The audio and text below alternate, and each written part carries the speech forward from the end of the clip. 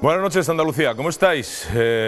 Noche de Reyes, ya están sus majestades los reyes de Oriente por las ciudades y los pueblos de nuestra Andalucía, del alma. Y bueno, tenemos que felicitar hoy a la cabalgata centenaria, la más antigua que hay en nuestro suelo patrio. En España la más antigua es la de Granada. Un saludo especial a todos los granadinos que están disfrutando desde hace un par de horas. Escuchaba yo esta mañana que empezaba sobre las 6:30 de la tarde, pues bueno, hace ya 120 minutos que estarán sus majestades los Reyes Magos por esa maravillosa ciudad que es Granada. Un beso a todos los críos, a todos los padres que nos ilusionamos tanto como los niños. Juan Carlos, muy buenas noches. Buenas noches, sí, ya mis niños son mayores, bastante mayores, pero a pesar de ello mantenemos la ilusión y bueno, y siempre nos reservamos algunas cositas, algunas sorpresas, efectivamente, y los Reyes llegan, porque es verdad, los Reyes llegan y llegan esta noche. Llegan esta noche, ya están por ahí dando una vuelta. Teníamos ganas de tenerle sentado aquí a don Fernando Sicre. ¿Qué tal, Fernando? Buenas noches. Buenas noches. Me alegro mucho de Como estar abogado aquí y con como ustedes. economista queremos saber algunas cositas. Te los vamos a preguntar en unos minutitos, si te parece. ¿Vale? Muy bien. Nos interesa. ¿Los Reyes se presentan bien, Bien, Fernando? bien. Sí, ¿no? Yo espero que sí. Moderadamente bien. ¿Ha sido bueno? Son sorpresas. Bueno, regular. Regular. A ratos. A ratos. Bueno, don Alberto Matilla, ¿qué tal? Buenas Muy noches. muy buenas noches, muy bien, ilusionado a ver qué me traen los Reyes. Sí. Yo espero que vengan solos, que no vengan acompañados de la familia. Venga, vale, muy bien. Muy hábil ese matiz, ¿eh? Está muy bien. Bueno, tengo algo para usted aquí, ¿eh? Ahora se lo leo. Don José Luis. Buenas noches. Muy buenas noches.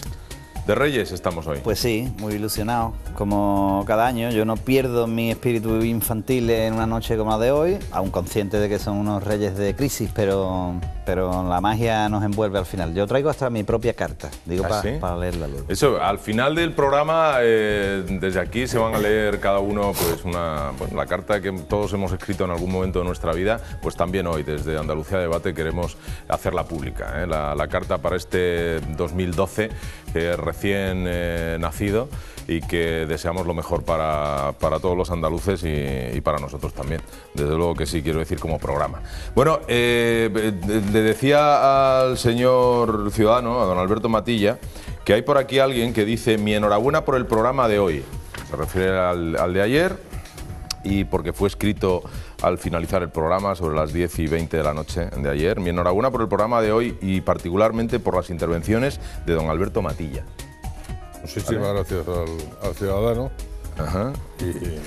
Bueno, me dice que no dé su nombre. Me dice que por favor, que le agradeceré que este escrito no sea leído, porque hace una serie de apreciaciones y de consultas, bueno, y de sugerencias, no lo sé, pero me pide que le pase este escrito, y yo lo hago inmediatamente porque así me educaron, a usted, a don Alberto Matilla y a don Juan Carlos Jiménez Laz. Se lo paso a Juan Carlos y ya después te lo pasará a ti. Y bueno, es una cosa, no es personal, pero sí este amigo del programa nos dice que no lea su nombre ni el mail. Bueno, pues también me comunican ahora mismo que hay llamadas, que después veremos, después de la primera pausa publicitaria, escucharemos alguna de las llamadas que hemos recibido en las últimas horas. Y por aquí hay, por ejemplo, de Rafael M. Martos, que es director de noticiasdealmería.com, editor y director. Nos dice: estimados compañeros, lo primero es felicitaros porque Andalucía necesitaba otra manera de ser mostrada y de conocer lo que pasa, que no fuera la versión oficialista. Y os lo dice el único periodista que le ha ganado en los tribunales a Chávez. No sabemos a qué se refiere, pero es lo que nos pone. Pero quería comentaros otra cosa. Evitad la palabra región o regional. Andalucía no es, y dice en mayúscula, no es una región, es una comunidad autónoma, una nacionalidad, e incluso de modo indirecto en el Estatuto de Autonomía se habla de nuestra realidad nacional. Para que haya una realidad nacional, obviamente, ha de haber una nación. La Constitución habla de nacionalidades y regiones, y Andalucía obtiene la autonomía como nacionalidad. Y en los dos estatutos se nos define como nacionalidad. El alcalde de Sevilla, pone entre paréntesis, nada sospechoso de ser un soberanista andaluz, habla de reivindicar el 4D como Día Nacional de Andalucía, y hasta González Pons se refiere a Andalucía como nacionalidad, incluso pide perdón cuando usa el término región o autonomía. A ver si entre todos logramos desterrar la palabra región. Perdonad este mail, pero es que aunque suene a cachondeo, es casi una cruzada personal la que llevo contra esa palabra en relación a nuestro país. Si buscáis país en el diccionario de la RAE, veréis que también es correcto para aplicarlo a nuestra tierra. Un saludo y mucha suerte en 2012. Mucha suerte a ti también, a Rafael M. Martos, director de Noticias de Almería, y gracias por tu sugerencia, tomamos nota, ¿no? Totalmente, se asume la amonestación, pero en todo caso él se está refiriendo al concepto institucional político y a la configuración administrativa de esta comunidad autónoma. Si hablamos en términos de territorio exclusivamente o en términos puramente geográficos, es evidente que también es una región o una zona geográfica. Bueno, si alguna vez nos referimos a Andalucía como región, como dice Juan Carlos, justificadísimamente, pues no lo vas a perdonar, ¿eh? Y gracias de todos modos por esa apreciación y por esa amonestación tan amable que nos has hecho, compañero. Dice, lo que no hablan otras cadenas, que lo hable Agustín Bravo, ¿vale? Titulan este mail. Y es Ángel López Narbona. Dice, hola, buenas tardes, Agustín, me dirijo a tu programa y a ti porque soy el hijo de un prejubilado de una empresa de Sevilla que está metida en el caso de los ERES. Lleva, Agustín, 13 meses sin cobrar, su padre. Le dieron una ayuda en agosto y hasta hoy ni una peseta más. Él va a reuniones de UGT y comisiones obreras, pero sale tal como ha llegado y sin una fecha y sin nada. Y yo creo que una persona que ha trabajado 50 años, esto no se lo merece. Pero ni él ni los 600 prejubilados de la aseguradora APRA Leven, que tal como mi padre están sin cobrar. Espero, Agustín, que lo que no hablan otras cadenas andaluzas, que hay veces que aparentan no ser andaluzas, lo hagan en tu programa. Muchas gracias y un saludo. Pues lo hablábamos exactamente ayer, este caso. Está citando una aseguradora, hay más aseguradoras también en esa situación. Hoy, por ejemplo, la prensa de Andalucía y en concreto además la de Cádiz, la de la provincia de Cádiz, ha amanecido con titulares de más de 1 millar de desempleados de trabajadores de Delphi, creo recordar, o de alguna otra empresa, no me acuerdo ahora mismo de memoria, pero más de 1 millar están en esa situación en la provincia de Cádiz, digo, en concreto. Y en los otros casos lo habíamos hablado ayer y efectivamente están sin cobrar, se les pagó, se desbloqueó el cobro en vísperas de las elecciones, de las municipales del año pasado, y después pues, han vuelto otra vez a esa situación, ¿sí? Porque las aseguradoras a su vez no reciben el dinero de la Junta de Andalucía, que hay que recordar que cerró contablemente al 30 de noviembre de una forma precipitada y de una forma absolutamente inusual. Y además de eso, ha congelado todos los pagos, ha suspendido todos los pagos. Perfecto. Me indica también nuestro realizador Ángel que tenemos llamadas que hablan de APRA Leven, de esta aseguradora, que tiene, pues, hay 600 prejubilados, nos dice esta persona, Ángel López Narbona, que junto con su padre pues no cobran un duro. Les dieron en agosto, dice que una pequeña cantidad, pero desde entonces no perciben nada más. Bueno, hablaremos de eso más adelante. Yo quería, antes de empezar a desbrozar un poco la actualidad en Andalucía y en todo el territorio, me gustaría preguntarle a Fernando Sicre, pues como abogado y como economista, ¿cuál es tu opinión de las últimas medidas? ¿Cómo ves la situación actual, Fernando? Bueno, hasta cierto punto yo creo que era previsible. Lo que ocurre es que cuando uno puede prever las cosas, pero no sabe realmente lo que se va a encontrar, adelantarse a los acontecimientos no es bueno, porque hemos estado 4 años haciendo cosas de forma inadecuada, sin una sistemática correcta, y eso la economía española lo ha acusado de forma importante. Yo creo que el señor Rajoy se le puede criticar por muchas cosas, pero yo creo que la prudencia es una de sus virtudes. Y ante la previsibilidad, que es cierto, el señor de Guindo y el señor Sevilla, que escribían una columna en un diario de tirada nacional los sábados de forma conjunta, y viendo las dos posturas hasta cierto punto antagónicas que puedan representar ambos personajes, ya preveía hace 6, 7, 8 meses el señor Sevilla que el déficit estaría situado en el 7,8%, y el señor de Guindo habla del 8,2%, es decir, que era algo previsible. Lo que pasa es que en política, y teniendo en cuenta que cualquier decisión, incluso cualquier información que un responsable político, y en este caso el presidente del gobierno, y me estoy refiriendo al discurso de la toma de posesión como presidente del gobierno ante las cámaras, cuando manifestó el recorte de los 16.500 millones, él lógicamente estaba teniendo en cuenta lo que el gobierno en ese momento le había comunicado. La exministra de Economía mantenía que el déficit en el periodo electoral, es decir, un mes antes de eso, que quedaría en el 6, se cumpliría la cifra de déficit. Por lo tanto, el señor Rajoy tampoco tiene por qué poner en principio, hasta que realmente no vea la realidad, en entredicho lo que esta señora cuestionaba, independientemente de que era previsible. Pero ya yendo a las medidas, ¿qué es lo que ha pasado? Pues yo creo que aquí hay que encauzarlo utilizando 3 aforismos. El primero es que, y es una máxima de derecho muy utilizada, es que a lo imposible no se está obligado. Y ahora hay algo que es absolutamente necesario e inminente, que era el ajuste del déficit, pero por una cuestión, porque es que estamos necesitados de que nos presten, y si no hacemos esa tarea no nos van a seguir prestando, y si nos prestan, nos prestarían a unas cantidades que son inasumibles. Por lo tanto, era una necesidad imperiosa. Segundo lugar, utilizando otros 2 aforismos que se utilizan habitualmente en el derecho de la contratación, que es el de pacta sunt servanda, es decir, los contratos, el contrato, lo que manifiesta el señor presidente del gobierno ante el electorado, dice, en principio se va a rebajar el gasto público y no se van a incrementar los impuestos. Bien, eso es en principio, y en principio lo que hay que hacer es pactar, ejecutar en función de lo que se ha acordado. Pero cuando las circunstancias son tan diferentes que en esas circunstancias yo no hubiera pactado nunca eso, es el otro aforismo que se llama rebus sic stantibus, lógicamente se justifica la modificación absoluta de lo que en su momento se dijo, es decir, se desdice uno porque realmente no era posible. Entonces, ¿qué es lo que ha ocurrido? ¿Qué es lo que ha ocurrido? Cuando han empezado a abrir cajones, las alfombras a salir volando y los discos duros de los ordenadores echando humo, han dicho, señores, esto es algo inaudito, esto se nos va de las manos y realmente aquí hay que tomar medidas absolutamente drásticas. Quizá había que haber ahondado, en mi opinión, más en el gasto público y como último extremo en tocar los impuestos, pero es que era una necesidad vital para que el Estado siga funcionando.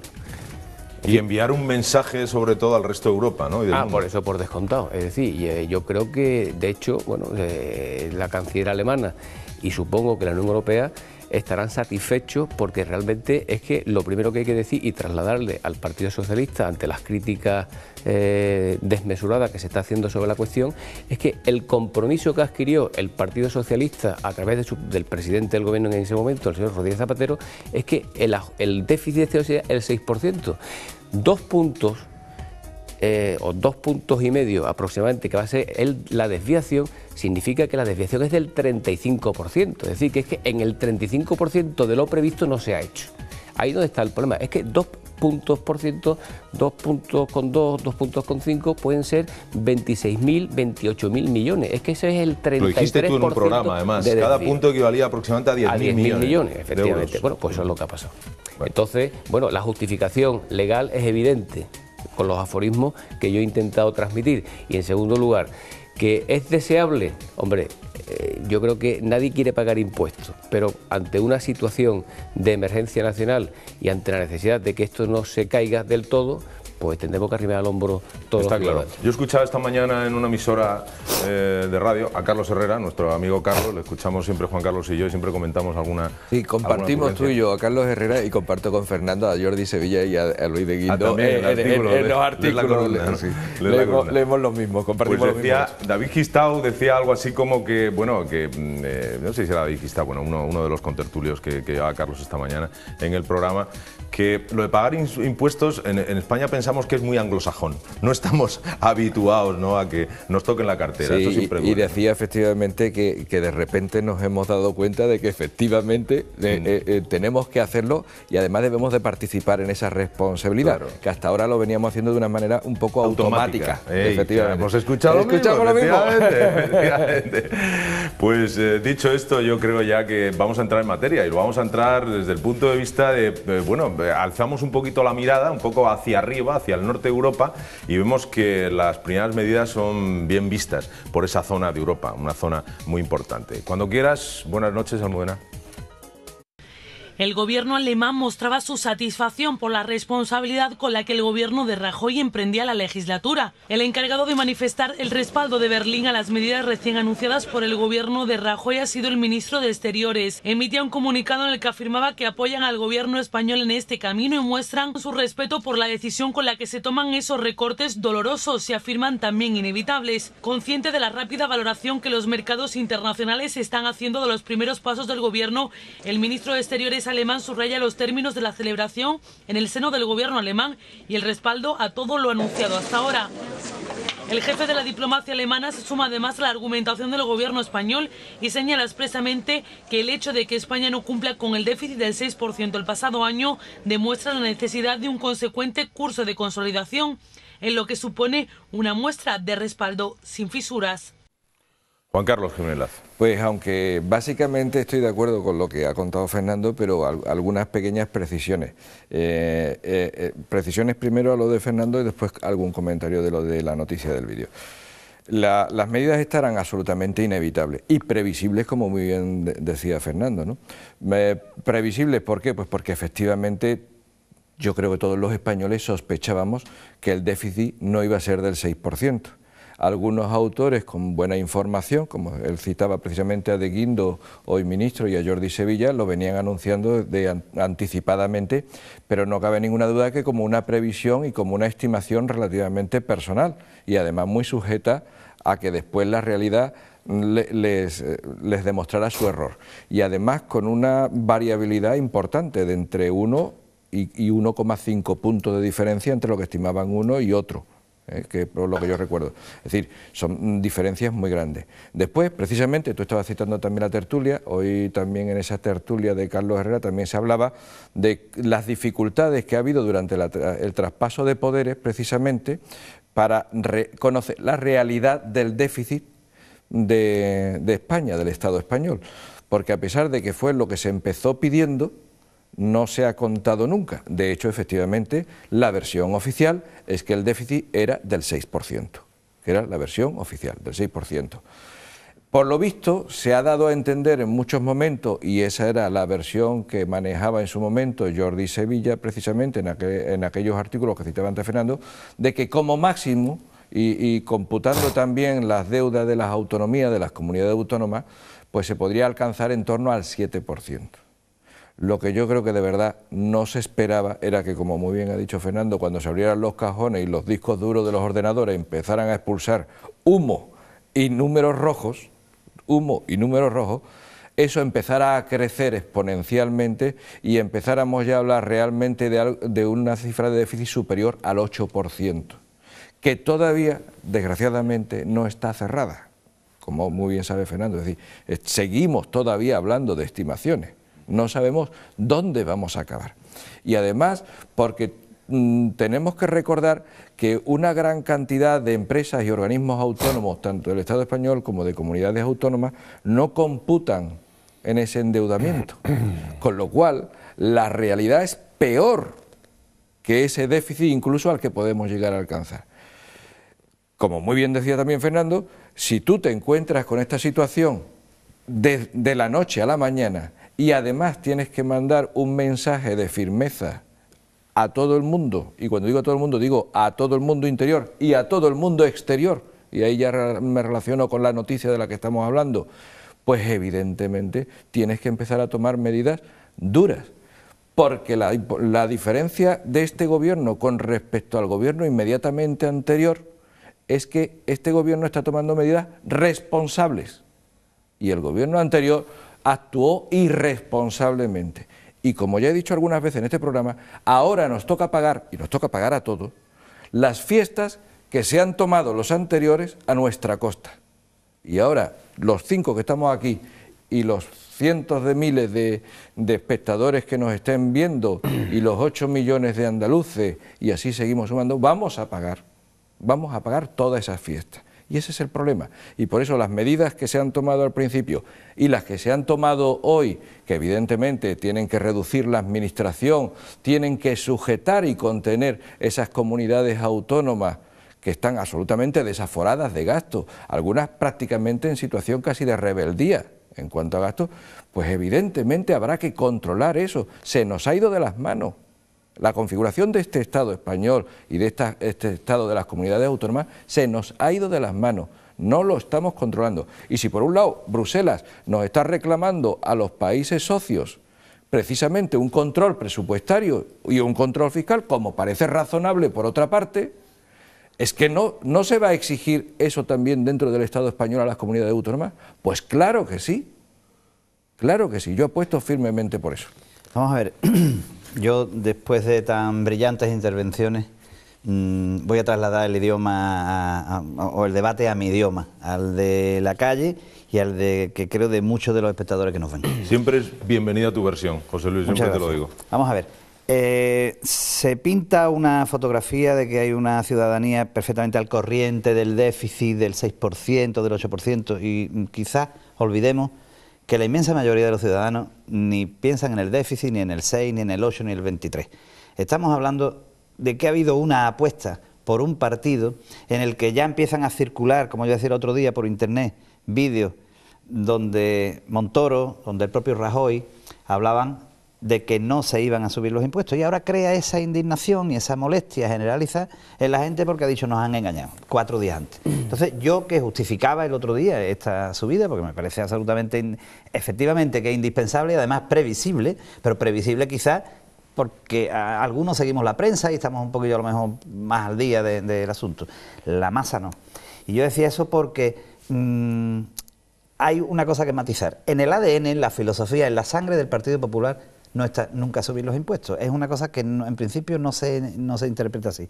Decíais esta mañana y hablabais de Onda Cero, yo también oía, que esto lo llaman los analistas los recortes de Salgado y no de Rajoy, por la inmediatez con la que ha habido que actuar y de hacer los deberes que nos exigía Europa. Y por eso, efectivamente, cuando se toman estas medidas, que se sabe que van en contra de los propios principios fundamentales del partido que gobierna ahora, pues evidentemente se aplaude desde Alemania. Pero eso no quita que haya en la población una demanda, más que de que se haya engañado o se haya intentado justificar que se suban los impuestos, se necesitaba otro orden de prioridades. Hubiera sido más populista, quizás, aunque menos, a lo mejor conveniente, pero más populista, hubiera llegado más al ciudadano que se hubieran llegado primero a esos recortes de gasto público, ese 20% que ya se recorta a los partidos políticos, de subvenciones a los sindicatos. Esas son las medidas que quería oír la gente y los otros resultados desagradables. Lo que ocurre es que efectivamente cuando tú llegas, cuando te sientas, ya se acaba la campaña. Cuando te sientas en el despacho y te encuentras con que ese traspaso de poderes ha sido modélico, pero un engaño absoluto, porque los números no eran reales, pues evidentemente tienes que tomar medidas que no estaban previstas tomar. Alberto. Yo entiendo a mis compañeros y entiendo lógicamente a mi buen amigo don Fernando Sicli, que como buen neoliberal defienda y apoye y argumente y sostenga la intervención de la subida de impuestos del IRPF fundamentalmente. Pero no lo puedo compartir. No la puedo compartir no en el fondo, sino en la forma. Vamos a ver. Ciertamente todos sabíamos a lo que nos enfrentábamos. De hecho, los españoles hemos dado carta blanca suficiente a un partido porque sabíamos que, y lo que no voy a aceptar es la palabra mentira. Es decir, no ha mentido nadie, pero sí se ha gestionado mal una comunicación y una realidad. Está bien que, y yo me creo y estoy seguro que el gobierno sabía que, como bien ha desarrollado tanto Juan Carlos como Fernando, que el déficit iba mucho más allá de lo que se estaba oficialmente diciendo. Y ellos eran perfectamente conscientes. Por tanto, yo que he defendido, y aquí se ha defendido que se le acusaba a Mariano Rajoy de ambigüedad, yo entendía que era prudencia. Donde se decía ambigüedad era prudencia. ¿Por qué? Porque él sabía, se intuía, que hasta que no supiera bien cuál era la situación, no se podía hacer un diagnóstico claro y definido de la situación. Pero esto no le excusa al presidente del gobierno las formas en que han hecho las cosas. Primero, yo creo que habría otros sectores donde más suculentos, donde realmente buscar ese control del gasto y buscar ese control del déficit. En segundo lugar, si se presenta el presidente del gobierno como, digamos, el adalid, la cabeza, el responsable de la política económica del gobierno, lo que no me parece de recibo, me parece, y te lo digo tal como lo siento, una cierta falta de respeto a los electores, es no haberse presentado él a explicarlo. Cuando tú metes la mano en el bolsillo a unos ciudadanos que están ya hastiados, cansados de trampas, de engaños, de despilfarro, tienes que ponerte al frente de esto, haberte sentado y haber dicho, señores, de verdad que sigo pensando y estoy en esta línea. Yo no quiero ir buscando la subida de impuestos, pero esta es la situación que me he encontrado. ¿Hay previsto una intervención del Sí, pero presidente? La prevista no puede ser a posteriori. Tiene que ser, él tenía que haber encabezado, este es mi punto de vista, no 5 ministros. Yo me siento ahí y le digo, voy a explicar el por qué estas medidas sobre el IRPF. Y creo que eso no ha gustado, y creo que es lo que tenía que haber hecho. Y creo que todas esas medidas que se siguen tomando y que se van a seguir y se van a tener que seguir tomando, que no son agradables, pero que todos somos conscientes de ello. Pero hay una realidad también que hay que tener en cuenta. Hay que tener en cuenta que un tercio de los ingresos de los trabajadores de las familias españolas se va para los impuestos. El tema no está en el concepto de los impuestos. El tema está en que en España los españoles no creemos porque los impuestos no se nos revierten en servicios, no se nos administra bien. Y eso es lo que hemos pedido en este cambio. Queremos una administración justa, transparente, eficaz, que se esfuerce en gestionar bien el dinero público. Vamos a hacer una cosa, vamos a hacer una pausa, porque me obligan ya, ¿te parece, Alberto? Y retomas tú, si quieres, tu intervención y después supongo que Fernando querrá decir algo también al respecto, porque seguramente le hemos aludido todos. Quiere decir algo seguro, vamos. Nos vamos a publicidad, volvemos enseguida, hasta ahora mismo.